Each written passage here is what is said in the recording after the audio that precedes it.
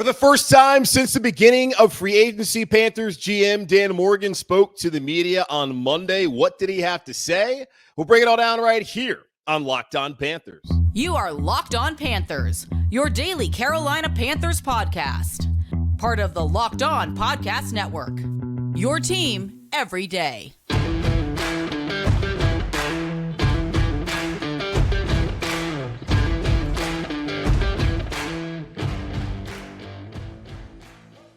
Welcome into another edition of the Locked On Panthers podcast, part of the Locked On Podcast Network. I'm your host, as always, Julian Council, talking Carolina Panthers with you every Monday, Tuesday, Wednesday, Thursday, and Friday. Your team every day. That's our motto here on the Locked On Podcast Network. Subscribe or follow the show for free on YouTube or wherever you listen to your favorite podcast. And be sure to follow me, Julian Council, on Twitter at Julian Council. Why? Because on Fridays throughout the offseason, I'm right here on the show answering your weekly Friday mailbag questions. The best way to get those questions into me is by either adding me or DMing me. But of course, follow me on Twitter first at Julian Council and send in your questions for this week's edition of the weekly Friday mailbag right here on Locked On Panthers. Today's episode is brought to you by Gametime. Download the Gametime app, create an account, and use code LOCKEDON for $20 off your first purchase. Going on right now in Orlando is the annual NFL League meetings. All 32 of the owners. I suppose the Packers don't have an owner, but all the owners are down in Orlando at the sparkling Ritz-Carlton, deciding what moves should be made as far as new rule changes. They're introducing some of the new head coaches and general managers. All the important things that happen in the offseason are happening right now in Orlando at the Ritz-Carlton, like banning tackling. Apparently tackling no longer allowed in the NFL. Well, that's how the defensive players feel about it, as I was looking at Twitter on Monday, as the NFL is banning the hip drop tackle. It's a tackle where the defensive players put a lot of their weight on the backside of a player's body, which has led to a lot of ankle sprains and fractures, dislocations.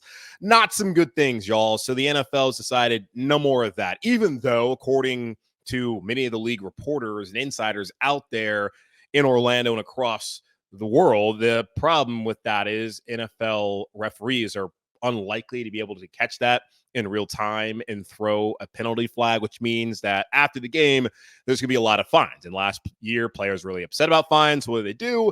Add in any rule that's going to lead to more fines and potentially game-altering penalties, which is something that every single person wants to see happen. And all that is coming off the heels of the NFL being concerned about scoring being down. So the best way to get scoring back up is to find a way to penalize the defense and to ban defense entirely. Now, the best way to get scoring up would probably be better quarterback play, better quarterback development, and I don't know, something called patience, because we're probably only a year away from potentially being right here discussing should the Carolina Panthers use their top 5 pick on a quarterback and move off of Bryce Young. That's the problem with scoring, but I digress. Let's talk about Dan Morgan, what he had to say on Monday, as it was the first time that he has spoken since the beginning of free agency, and a ton has happened. The Panthers have traded away Brian Burns and Diontae Jackson. They've brought in Diontae Johnson. They've spent $89 million guaranteed on 2 starting guards, and Damian Lewis and Robert Hunt. They've gone out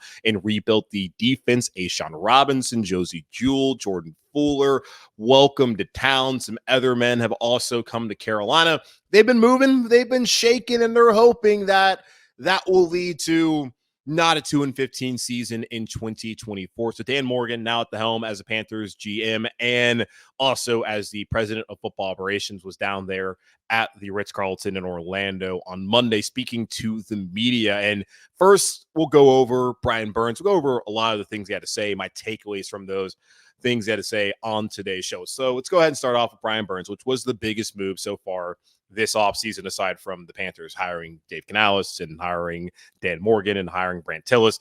As far as players go, this has been the biggest decision the Panthers have had to make. They tagged him and then traded him to the New York Giants for a second-round pick a 5th-round pick swap, and a 5th-rounder in 2025. As far as why the Panthers did it, Dan Morgan had this to say, saying those are always difficult conversations and decisions that you have to make from the seat that I'm sitting in. When we love Brian, the player that he is, the person he is, but sometimes you have to make tough decisions, and salary cap along with the draft capital that we got, which wasn't a lot, by the way, this is me interjecting. We felt like it was time to pull the trigger and make a move. We felt like the timing was right, and those are always tough decisions, but we had to make it, and we feel okay about that. Yes, the timing was right. All right. So the timing was right. All right. The Panthers really need to make this move. You cannot have a guy who's taking up $24 million of your salary cap, who wants to get paid, but you have no interest in paying, sitting there, taking away for the potential of you making moves like bringing in, which they already had done, bringing in Robert Hunt. Then after Burns was traded away, they brought in Damian Lewis. You cannot have that albatross of a deal sitting there when you have no interest in really giving the player what he wants. As far as the capital, as I mentioned, as I interjected in that quote, it's not enough. Getting a 2nd-round pick, 39, that's great. The pick swap in the 5th round, whatever. The 5th rounder next year, okay. Still kind of, to me, whatever. You needed to get what was either a 1st-round pick or what amounted to a 1st-round pick, and the Carolina Panthers did not do that. Now, I don't think there would have been a better time this offseason to trade away Brian Burns. They still would have had a $24 million on the salary cap. You want to get rid of that so they could make moves during free agency. When you get down to draft time, that would have been another opportunity where teams may have been more inclined to potentially give more, but the Panthers still would have spent the last month and a half with Burns taking up a chunk of the salary cap and missing out on some of the moves they potentially could have made. You have to imagine some players would have been cut. They may have had to restructure some deals. I think they should still extend a guy like Derek Brown, and we'll talk about that momentarily. It just wasn't a situation that made a lot of sense. And I had talked about before it happened, it felt inevitable that it was going to happen. The Panthers and Burns had been so far away back when they had conversations back in August and September. There was no talk about it throughout the season. And then once you got to the period of exercising that franchise tag, or placing it rather, on Brian Burns, it never felt like the two camps were reasonably going to find a way to get things done. So moving on was the right decision. But the Panthers may have traded away a key player, but they brought in a key player via trade by trading for Diontae Johnson. They sent Diontae Jackson and a 6th-round pick to Pittsburgh, got Diontae Johnson and a 7th-round pick in return. He's going to come in and instantly be a starter, and I think instantly is the best wide receiver in the Carolina Panthers receiver room. Here's a quote from Dan Morgan talking about trading for Diontae Johnson, where there were some concerns character-wise of whether he would fit. He got into it with teammates down in Pittsburgh. You could tell that sometimes his demeanor wasn't always the most team friendly. Why was that? Well, the quarterbacks he played with were terrible. As I have mentioned before, this is what Dan Morgan had to say. We talked to people. It's a small league. We know people in the league, and we did our research. We're thorough in everything that we do. We felt really good about Diontae and what he would bring to our team, not just from a playing standpoint, but also as a person as well. We're really excited about him, saying he's a competitor. He's a receiver that wants the ball. He can play inside. He plays outside. I think he's one of the better route runners in the NFL as well. His ability to get in and out of his breaks, create separation underneath or vertically, I just think he brings a different element that we did not have on our roster. So again, I think he's going to upgrade us, and we're really excited about him. Absolutely, the Panthers did not have this dynamic last year. Someone who could separate, someone who could route run. They just did not have it. Someone who could be able to play underneath and vertically. Diontae Johnson is really the whole package, what you're looking for in a receiver in 2024 and the NFL and just football across the board. And I'm damn glad the Carolina Panthers were able to make that trade happen. You may have lost a good player in Brian Burns in the middle of his prime, but you're getting another player who's already, like Burns, been a Pro Bowler, maybe not a 2-time Pro Bowler, but is playing at a valuable position, and it's certainly a position the Carolina Panthers had to address this offseason. So defensively, you get worse trade-wise, trading away 2 starters, but you get better offensively by getting in Diontae Johnson, and I'm not concerned about whether he's going to be a problem in the locker room. As Dan just said, he's a receiver that wants the ball. When he gets the ball, he's happy. That's every receiver in the NFL. So many times you're watching an NFL game, it's the playoffs, and you see a guy like Stephon Diggs just losing his absolute mind on the sideline. But when it's crunch time, Diggs delivers. You've seen plenty of players like that just be upset. It's an emotional game. They care. This is their livelihood. They all want to win. They're competitors. Of course, he's going to be pissed if he's not getting the football. Of course, he's going to be pissed when Mitch Trubisky is throwing the ball to him, when Kenny Pickett is throwing the ball to him. I would be ticked off too, because if the quarterback sucks, that's going to limit my potential as a receiver to make big plays and therein make money. So yeah, Diontae Johnson rightfully was upset for the bleep show in Pittsburgh the last couple of seasons at the quarterback position. Now he's in Carolina, and I think he is upgraded in a big way with Bryce Young as his starting quarterback. And I think Bryce is upgraded in a big way by having Diontae Johnson here. Well done, Dan Morgan, Brant Tillis, and all the folks there in the Panthers front office. So Burns is gone. We've moved on. Diontae Johnson is here, and we're all excited to see how that works out. Another big thing the Panthers had to do this offseason was fix the offensive line. Dan Morgan talked about that and provided an update on a local in Jadeveon Clowney and what he is going to do. Can the Panthers beat the Jets for his services? We'll talk about that here in just a moment on Locked on Panthers. You shouldn't have to worry when you're buying tickets to your next big event. Gametime is the fast and easy way to buy tickets for all the sports, music, comedy, and theater events near you. With killer last-minute deals, all-in prices, views from your seat, and their best price guarantee, Gametime takes guesswork out of buying tickets. Gametime is the only ticketing app that gives you complete peace of mind with your purchase. And by the way, I had a friend this past weekend who bought tickets from another ticketing site and never received tickets to go see Michigan State and North Carolina play in the second round of the NCAA tournament on Saturday afternoon. That will never happen with Gametime. I had a problem one time trying to get tickets, and I got my tickets right away. They even upgraded my seats. Gametime has got y'all. See the view from your seat before you buy, so you know exactly what to expect when you arrive. All-in prices show your total up front, so you know you're getting a great deal without hidden fees. Buy tickets in seconds with just 2 taps. Take the guesswork out of buying tickets with Gametime. Download the Gametime app, create an account, and use code Locked On for $20 off your first purchase. Terms apply. Again, create an account and redeem code Locked On. That's LOCKEDON for $20 off. Download Gametime today. Last minute tickets, lowest price guaranteed. Dan Morgan had more to say on Monday morning as he finally updated all you Panther fans, spoke to the media on all the moves Panthers have made throughout the offseason so far, as once free agency started, trading away Brian Burns, trading for Diontae Johnson, and of course, another big box they had to check this offseason was fixing the offensive line, which we know was atrocious last year. Bryce Young was sacked 62 times. Panthers in total gave up 65 sacks. Not all of those were on the O-line. Some of them were on Bryce Young. Some of them were on Andy Dalton. They got to be better in that respect. Really, Bryce getting rid of the football in time. But now with a better offensive line, hopefully improved health and depth, that should not be an issue in 2024. Dan Morgan talked about fixing the offensive line, saying the offensive line, we're really excited about our additions in free agency, adding a guy like Robert Hunt from Miami and Damian Lewis from Seattle, and then getting Josh Nijman from the Packers. We're really excited about that, along with the guys that have been in our program. We're looking forward to seeing them develop under new coaches, new staff, so we feel really good about it. And again, just like every other position, we're going to look to build and try to make it the strongest the roster it can be. The strongest roster it can be, rather, which is great to hear. And it's going to be the same stuff that we heard that from Scott Fitterer. We heard that from Marty Herney, I suppose. We've heard it from everybody, and every general manager is trying to make the roster as strong as it can be. I think they have done the job when it comes to the O-line, as far as just like the willingness and spending money and trying.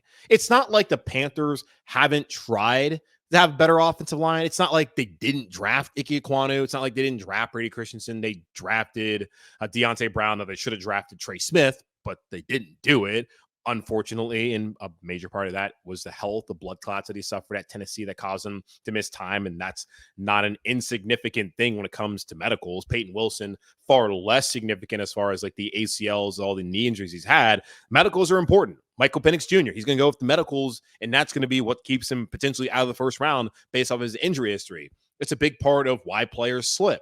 So it's not all that surprising if you really know about the background of Trey Smith, why the Panthers went with Diontae Brown and not him. It still doesn't look any better now that Diontae Brown can't hang on to the roster here. And Trey Smith is an excellent player now, a 2-time Super Bowl winner in Kansas City. Good for him that it worked out that way, opposed to coming here and losing. They have tried. They went out and drafted Cade Mays. They have spent plenty of draft capital annually on offensive linemen. Just last year, Chandler Zavala, and a lot of these guys have just not played well. They need to do a better job in development. And that goes into what Dan Morgan had to say. He's looking forward to see all of them develop under this new coaching staff.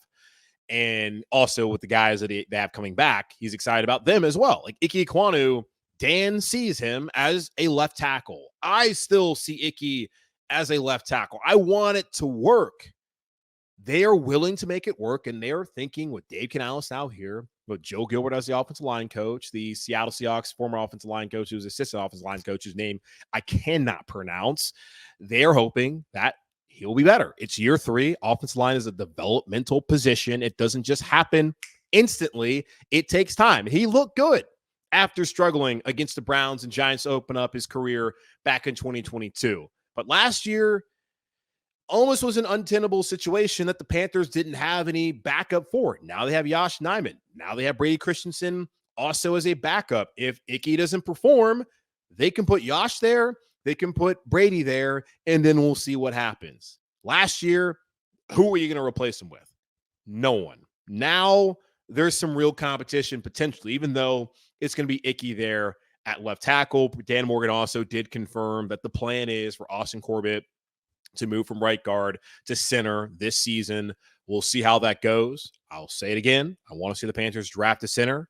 According to Dane Brugler of The Athletic, who we will have at some point on the show leading up to the draft, this is a strong center class where he believes the over-under 4.5 starting centers, he's taking the over. The Panthers can get a center, maybe in the 3rd round or the 4th round. They can find a starting center. They need to do that this offseason. But right now, they're rolling with Ike at left. They're rolling with Damian Lewis at left guard. They got Austin Corbett at center, right guards Robert Hunt. Then you also have, of course, Taylor Moton, steady Eddie there at right tackle. Job well done on getting the offensive line into position to succeed. Will they succeed? We'll see. But they've spent the capital. They've tried their damnedest to get it right. The hope now is they've gotten it right. Jadeveon Clowney. We're all still waiting to see whether the Rock Hill natives, former South Carolina Gamecock, and he's also former Houston Texan, former Seattle Seahawk, former Tennessee Titan, former Cleveland Brown, former Baltimore Raven. Am I missing any? He's been a journeyman, which is really surprising for a player who was just one of the most physical, if that even makes not even most physical, just one of the craziest athletes you'd ever seen at the college level, and being the number 1 overall pick. Everyone expected more. What Myles Garrett's done, that's what we expected out of Clowny. He has not been that guy, but he has had some seasons where he has looked like what we expected he would be coming out of South Carolina. Like last year, we had 9.5 sacks in Baltimore. That has led the Carolina Panthers to have a gaping hole there at edge rusher after trading away Brian Burns. And they have brought in DJ Woonham, also a former Gamecock, to start at one of the edge rusher spots, but they needed another edge rusher, and they're hoping Jadeveon Clowney will be that guy. He visited about 10 days ago, and we're still waiting to see whether that's going to happen. Dan Morgan provided an update on Monday saying we're still talking, still trying to build our roster out to make our roster the best that it can be. So all players, we're talking not only to some of Clowney's people, but we're talking to some other people too. We're trying to make this roster the most competitive roster in the NFL, yada, yada, yada. I think it's one of those things where we're keeping in touch. Nothing is coming down the pipeline as of yet. We're still talking again, not just Clowney's people, but other people as well, just trying to build this roster out and make it the best that it can be. Mentioned this before when talking about Jadeveon Clowney. He has signed contracts in April. He signed contracts in May. He signed them in August. He's never signed a deal at any point in his career in the month of March.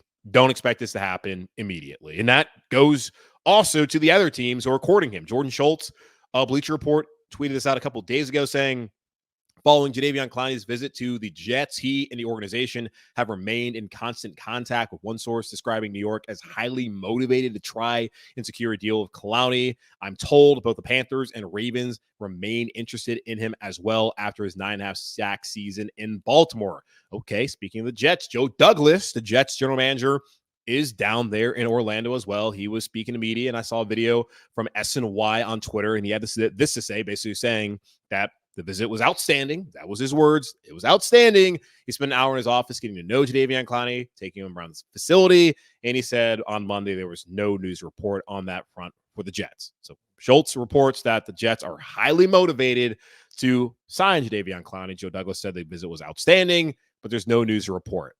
The Ravens are interested. I would imagine that'd be the case. The Ravens also had him last year, and you have to wonder how pressed they are to get him back immediately. I think for Baltimore, they know what he provides. It's going to be it's pretty much going to be the same defense. Different defensive coordinator with Mike McDonald going to Seattle. It does not seem to be a Seahawks reunion. Now, John Snyder is still the general manager out in Seattle. And if he doesn't want Jadeveon Clowney, I don't know if Mike McDonald, the new head coach out there, is going to be able to get Clowney to go to Seattle. And I also don't know if at this point in his career, if he wants to go all the way back out to PNW. Going to Baltimore, that's close. Going to New York, close. It's East Coast. And, of course, coming back here to Charlotte, it's home. I would expect him to stay here on the East Coast and end up either in New York with the Jets, Baltimore with the Ravens, or, of course, down here in Carolina. But don't expect that to happen anytime soon. It may happen this week. And, again, that would be the first time where he has ever signed a contract in March. The Panthers, they're waiting on Clowney. They brought in Woonham. They brought in Caleb Chase on. They should absolutely still be interested in bringing in an edge rusher in the second round, potentially, whether it be a Chris Braswell from Alabama, Chop Robinson, or Adisa Isaac from Penn State, Darius Robinson from Mizzou, if he doesn't end up in the first round. There are plenty of options out there, younger options who will be here longer than a season. Clowney is going to be a one-year proposition. That's all it's going to be, which is why I've mentioned I just don't think it's that big of a deal whether they get him or if they don't. If they get him, great. I think it's obviously a position of need. If they miss out, oh, well, that's fine. Bring in a younger guy, get him opportunities like DJ Johnson as well, but go draft someone and get them out there and start building towards the future, because this season is not going to be made or broken by Jadeveon Clowney signing in Carolina or not. So we'll see how it all pans out here. So there's an update once again on the Panthers waiting on Jadeveon Clowney to say yes or no. We're also here waiting to find out what's going to happen with two Panther defensive players, Derek Brown and J.C. Horn. With Derek Brown getting an extension, with J.C. Horn have his fifth-year option picked up, and Dan Morgan, the man seems kind of bullish on the tight end situation here in Carolina. We'll talk about that here in just a moment on Locked On Panthers. Say goodbye to busted brackets, because FanDuel lets you bet on every game of the tourney, whether you're betting on a big upset or a number one seed. It's time to go dancing in America's number one sports book. And man, how great is it?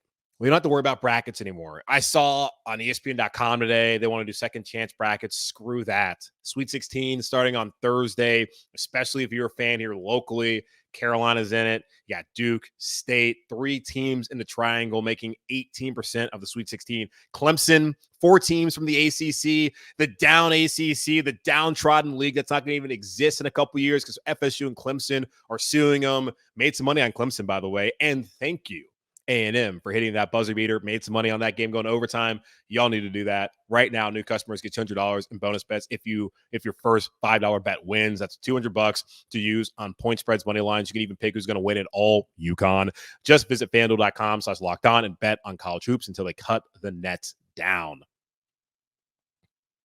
A few more takeaways from what Dan Morgan had to say on Monday down there in Orlando at the Ritz-Carlton annual NFL owners meetings going on right now. They'll also meet at another point in time. I feel like last year they met at the Breakers down in Palm Beach, like a grand a night. If you've ever stayed at the Breakers, good for you. And also, let me get some of that money and a job.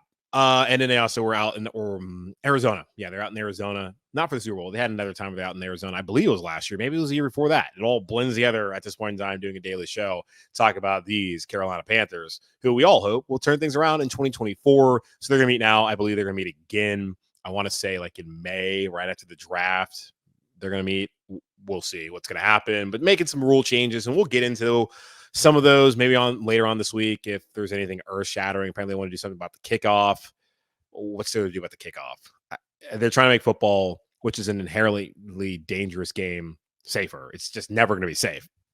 Let's kick the damn ball off and let's just see what happens. I don't know. Let's get into what Dan Morgan had to say, though. Let's not talk about any of that. Derek Brown. Talk about this probably a week, 2 weeks ago. Just get it done, man. Just sign the dude. What's the point in waiting around? Drew Rosenhaus is his agent. Drew Rosenhaus has made a lot of people, mainly in baseball, a ton of money. He also, I don't know if he still is, but he at least was when DJ Moore signed a deal here in Carolina. He was his agent at that point in time. So it's not like the Panthers have not negotiated with him before. And I'm guessing Grant Tillis, having come from the Kansas City Chiefs, who work with Patrick Mahomes on his deal, he's probably negotiated with Drew Rosenhaus before, and this is why he is here in Carolina to handle these tough negotiations. It's pretty simple to me. Derek Brown is an outstanding player. Derek Brown has been nothing but a model citizen from everything that we know here in Charlotte.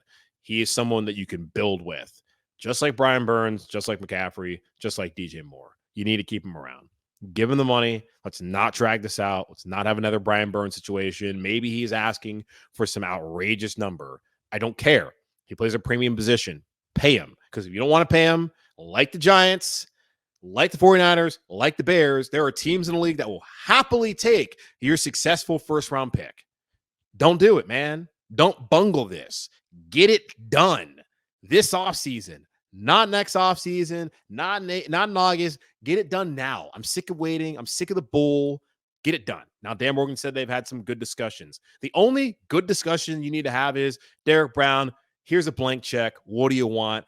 Congratulations. We can't wait to have you here for the next 5+ years in Carolina. That's the only conversation they need to have at this point in time. Yes, I know that the salary cap and that actually is important. I don't care, man.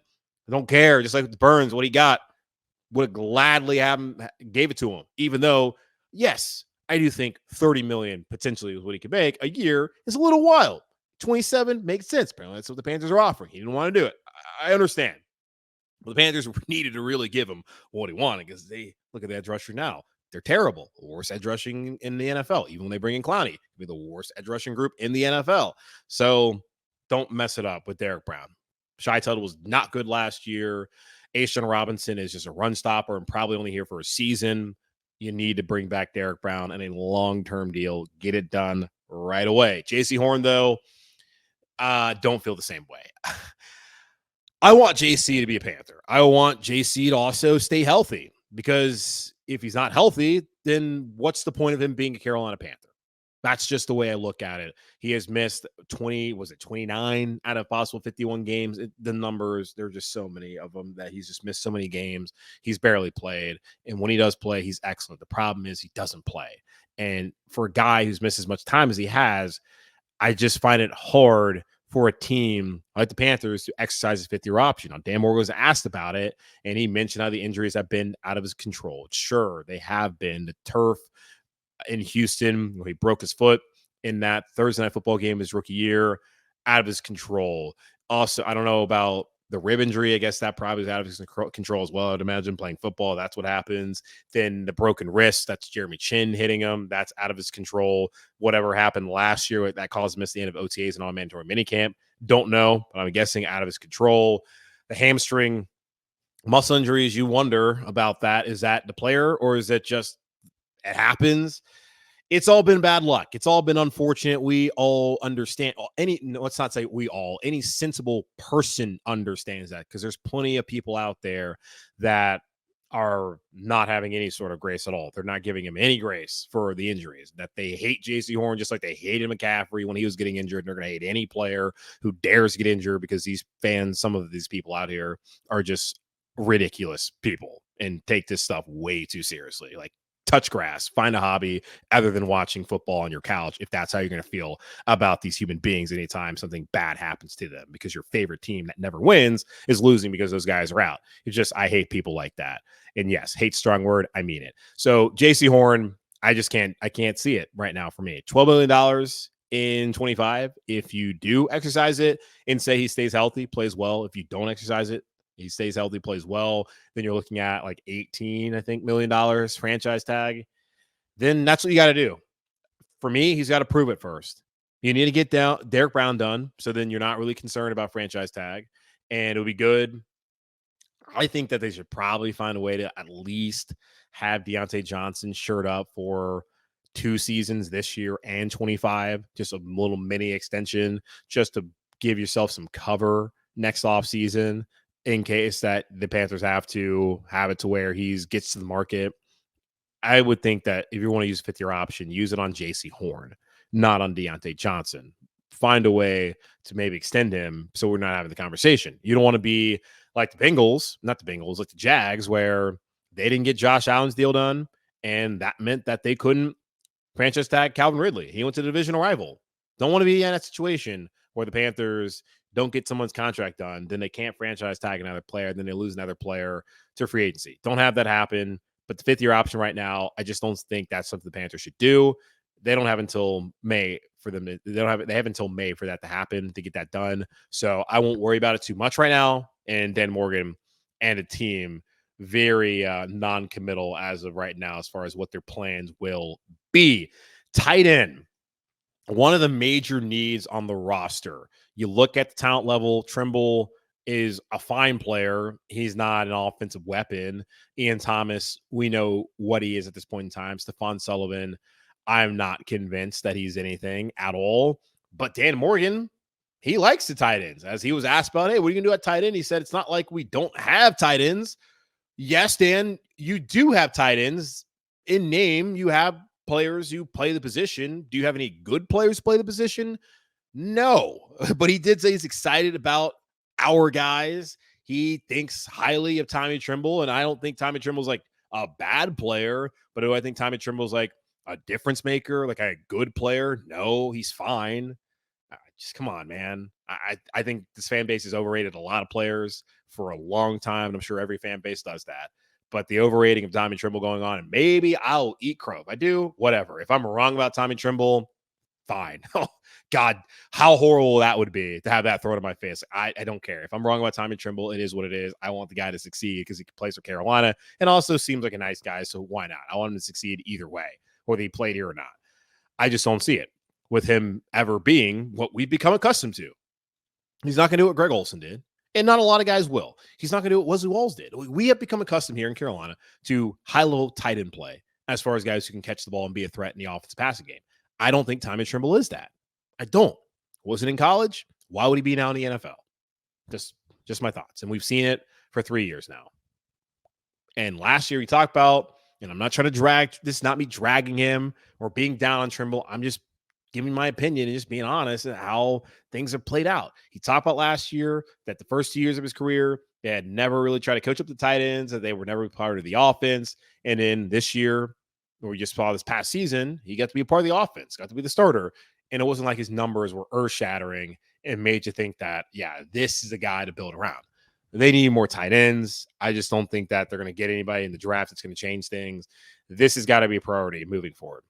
It has to be, because this is just a position that has been a ghost town, which makes no sense for a long time. So the Panthers need to get this fixed. Okay. So cool, Dan, you like your guys, but they need to be better. You need to be better and get better players in this tight end room. That's going to wrap up this edition of the Locked On Panthers podcast, part of the Locked On Podcast Network, hosted by yours truly, Julian Council. Again, y'all subscribe and follow the show for free on YouTube or wherever you listen to your favorite podcast. And be sure to follow me, Julian Council, on Twitter at Julian Council, where on Fridays throughout the offseason, I'm right here answering your weekly Friday mailbag questions, either at me or DM me to get those questions into me for this week's edition of the show. But in the meantime, be safe, be happy, be whole as always. Keep pounding, and I'll talk to y'all on Wednesday, where Dave Canales, he'll be speaking to the media on Tuesday. We'll talk about what he had to say on Wednesday's show.